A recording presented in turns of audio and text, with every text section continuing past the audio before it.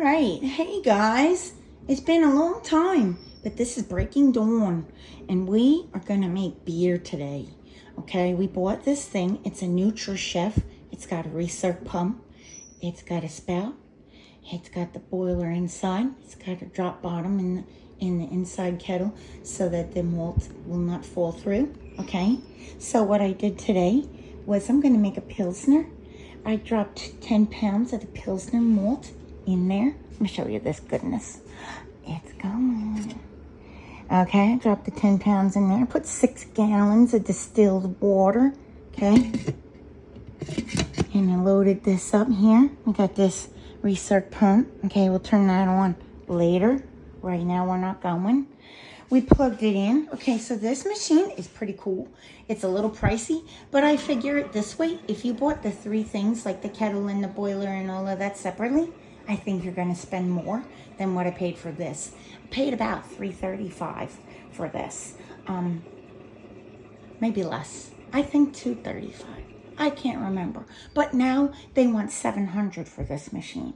So I got this machine back in April, and I really hit the jackpot by getting it then.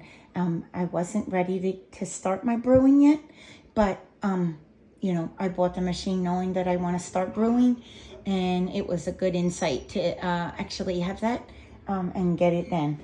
So right now, what I did was I set the thing. It's boiling, like it's heating up the boiler now, but it's pretty cool because it's using 100% of the wattage, and it's just a plug-in thing, okay, and you program it. So for this run, I'm just making my Pilsner, and I programmed it to mash for 60 minutes. So you see here it has start. It's heating up to the mash temperature, okay? Then you have mash 1, 2, 3, 4, 5. You can mash up to 5 times. Then you have the loiter step and 3 boiling steps if you need, right? So I only set it to mash 1 hour. At 152 degrees, okay? And then I skipped over those other mashes for loitering. I just put 10 minutes. Basically, it's just going to get up there while I'm draining the grains, okay?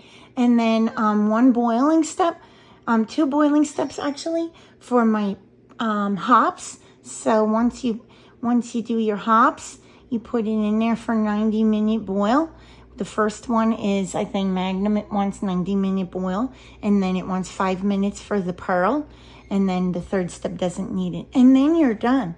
And then we'll cool the mash or wort or whatever you want to call it. I think it's wort at that point. I'm still learning. But we have this fancy thing over here. See it?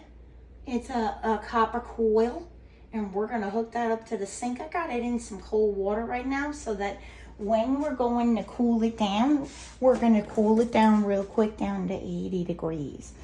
So over here is our hops. I measured them out already. They smell good. So I never made beer before. And so when you smell those IPAs, this is what you're smelling. I had no idea. Okay, we're learning it all together. But I tell you, I don't want it too hoppy because, ew.